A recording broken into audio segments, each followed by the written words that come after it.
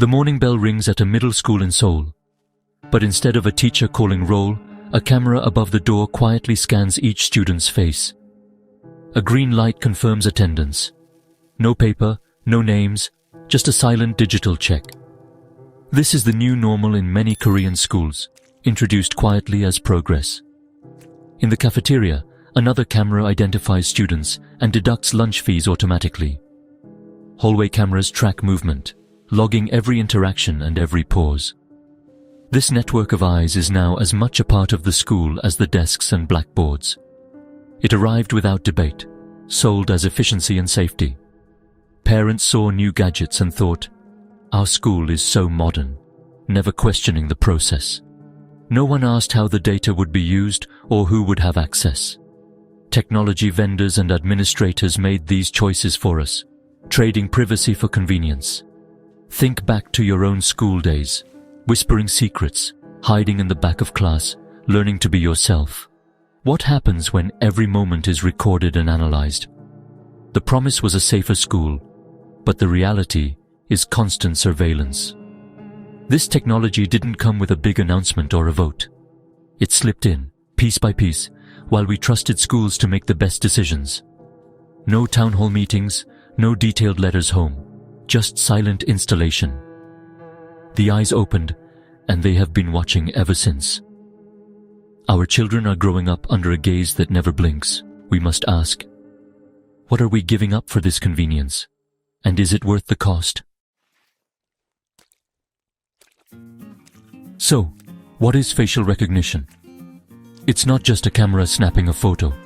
The system measures unique details, eye distance, jaw shape, nose curve, and turns them into a digital code, a fingerprint for your face. This code is matched against a database, creating a permanent, searchable identity marker. It's not neutral. It carries risks, especially for children. For girls, the dangers are even greater. Images can be misused, databases can be hacked. The technology is less accurate for female faces and marginalized groups, leading to misidentification and unfair treatment. It creates a power imbalance. Schools and companies hold all the data, families have none. This isn't just about attendance, it's about collecting deeply personal, biological data. A face is more than measurements, it's how we express emotion and connect. Turning children's faces into data points takes something deeply human away. It normalizes being watched, teaching kids their privacy isn't important. Before embracing this technology, we must have a real conversation about the risks. Are we ready to let machines judge and store our children's identities? What are the consequences if we get it wrong? We need to decide together if this is the future we want. How did facial recognition enter our schools so easily? The answer: pilot programs. Tech companies offer their systems for free or cheap, calling it a trial. Schools, strapped for cash, accept. No board vote, no parent input. Once installed, the system becomes hard to remove. Teachers and students get used to it. After the trial, companies present data showing improvements and push for a full contract. The school is now dependent, and the debate is over before it starts. Old security cameras are quietly upgraded to facial recognition, framed as simple maintenance. Parents might get a vague note about improved security, but the real change is hidden. No one explains that every student can now be tracked individually. The pilot program is the Trojan horse. By the time anyone notices, it's too late. Surveillance becomes permanent without real consent. Where did these systems get the data to recognize our children? From years of old security footage, hours of hallway and cafeteria video became training material for artificial intelligence. Footage meant for safety was repurposed for product development, without clear permission. Parents never agreed to have their child's image used to train commercial algorithms. Consent was assumed, not informed. Opt out, not opt in. Most parents didn't even know it was happening. Informed consent means knowing exactly how your data is used. Here, families had no choice. An ethical system would have required active permission. Instead, The burden was on parents to discover and object, nearly impossible. Old footage, collected for one reason, was used for another. Even former students' faces became training data, without their knowledge. This is a massive bait and switch, treating identities as free resources. It's a fundamental violation of privacy and trust. When surveillance decisions were made, women, especially mothers and female teachers, were left out. Meetings happened between mostly male administrators and tech reps, focused on specs and budgets, not human impact. Mothers, often the primary caregivers, would have asked about the psychological effects on children. Female teachers, who know the social dynamics of classrooms, could have raised concerns about trust and relationships. Their voices were missing, and so were their questions.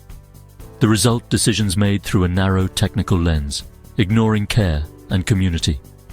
Excluding women isn't just an oversight, it's a systemic problem. It devalues the perspectives of those closest to children's daily lives. Without their input, the decision was incomplete and failed to protect the full range of student needs. A school community deserves all its voices at the table. The contracts for these systems are filled with vague language and technical jargon. Key details, how long data is stored, who owns it, what it's used for, are buried or left unclear.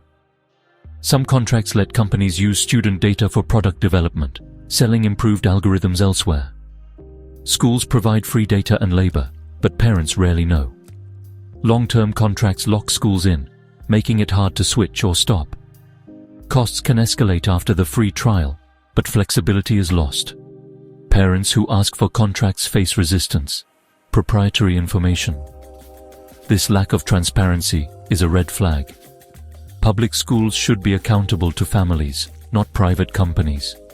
Secret deals and hidden terms break that trust. What's it like to grow up under constant surveillance?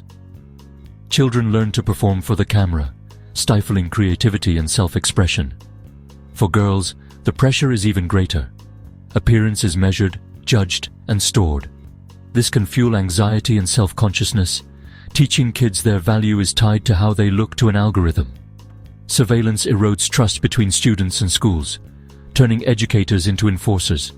School should be a safe space, not a place of suspicion. Children need room to make mistakes, have private conversations, and grow without a digital gaze. Constant monitoring robs them of these opportunities. It creates a fragile environment, unfit for real learning or development. We're trading away freedom for a false sense of security. Is this the lesson we want our children to learn? We must reconsider what kind of environment we're creating. The silent rollout of facial recognition in schools comes at a high price. Trust. Parents feel betrayed when they discover their children are being monitored without consent. The school becomes an adversary, not a partner. Teachers are caught in the middle, expected to enforce a system they may not support. Students lose faith in adults.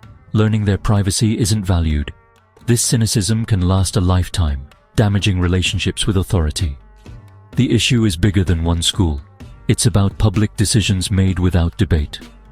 Allowing surveillance without consent sets a dangerous precedent. Silence enables these policies. We can't afford to be silent anymore. Rebuilding trust requires transparency and accountability. Both have been missing.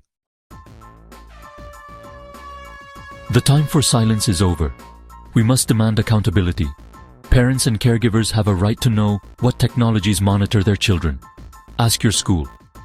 Is facial recognition in use? Can we see the contract? What's the data policy? Demand clear answers. Don't accept vague reassurances.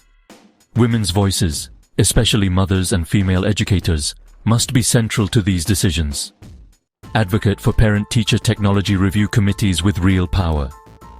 No contract or pilot should proceed without full, informed community consent. This isn't about rejecting technology. It's about protecting children. Insist on opt-in consent, transparency, and the courage to say no when needed. Start the conversation. Talk to parents. Organize meetings. Write to the school board. Our children's privacy and freedom are at stake. We are the real experts on what they need. Let's make our voices heard, now.